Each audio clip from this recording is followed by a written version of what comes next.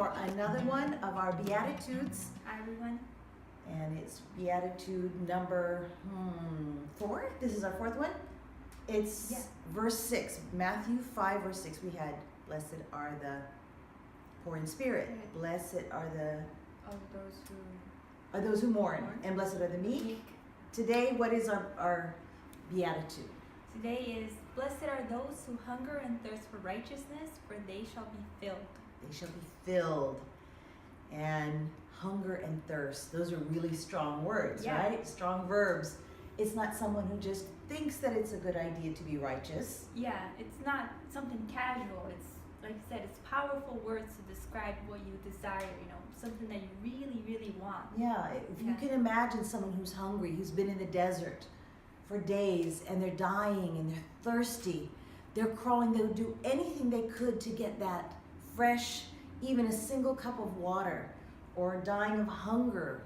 Yeah, they've been thinking about it all day, As they go through their other day, we're working or doing something, they always think, I'm so hungry, I could go for something right now, And sometimes, whatever they see on the street, whatever food, they want, Yeah, they're just desiring it, they're hungry.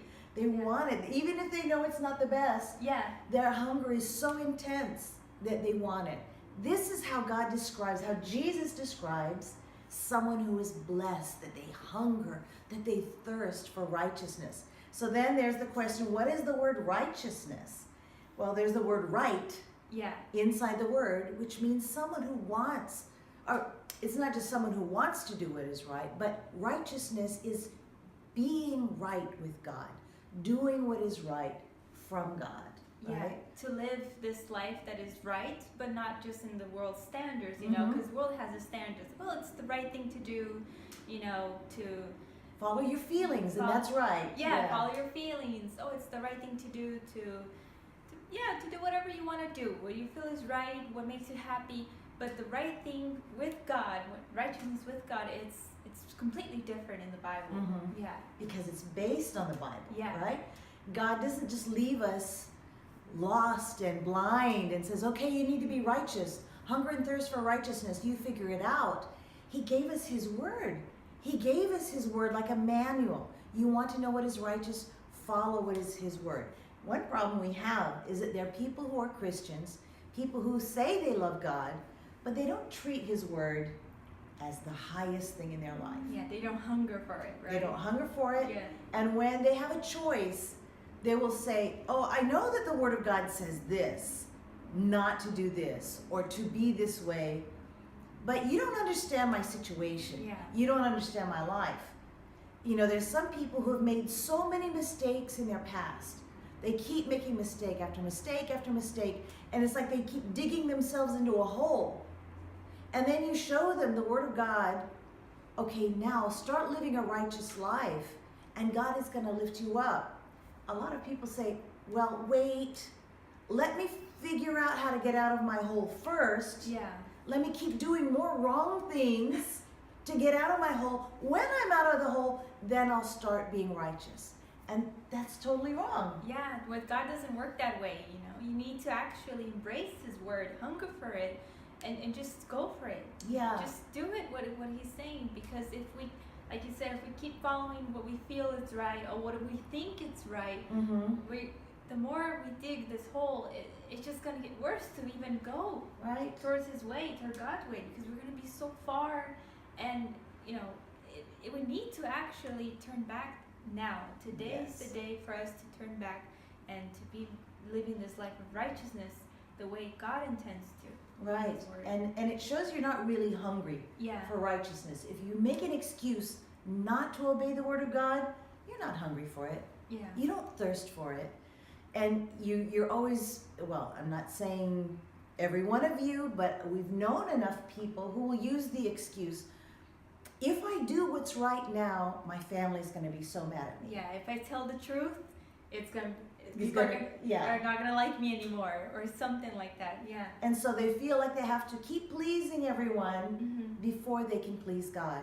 Okay, so you're not hungry for righteousness. You don't realize how much you're missing.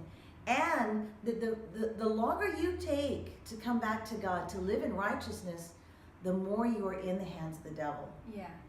So what is the promise for people who hunger and thirst for righteousness? Well, they shall be filled in every single possible way in their Right. life. They're not gonna lack anything. They're not gonna lack in hunger and thirst. You know, they're gonna have this fulfilled life where they're going to be able to not have to search anywhere else. Only in God. Right, Yeah. only in God. And this fulfillment, you know, the lie that the devil's telling you, no, don't be righteous now. Yeah. Keep digging yourself, try to dig yourself out of the hole with my ways, the devil's ways, you're going to become more and more empty. But if you take that risk, Yes. you might have to risk getting people mad at you. You might have to risk getting into trouble. Losing You out might, your friends. yes, Yeah. losing out on a job opportunity or losing out on something. I don't know what. But if you hunger and thirst for righteousness, you will take that risk. You will do it anyway, because the Word of God, righteousness comes above everything for you. When it's the highest standard, the ways of God are the highest thing for you, you're even willing to risk your life, risk your reputation, risk your family, throw it all in God's hands and say, God, from now on, I'm going to hunger and thirst for you. There is a guarantee. This is a promise. You will be filled. God will lift you up. He'll protect you. He will do amazing miracles that you never knew could happen. But hunger and thirst for His righteousness first. Then you'll see it happen. It's not going to happen beforehand. Yeah, we first need to take that first step of faith. Yes. Leap of faith, actually, where we need to, like you said, risk it all and then just believe that this promise is going to come true. Yes. Yeah. So that's your promise for the day. That's your beatitude for the day. Yes. God bless. We'll see you next time. Bye-bye. Bye.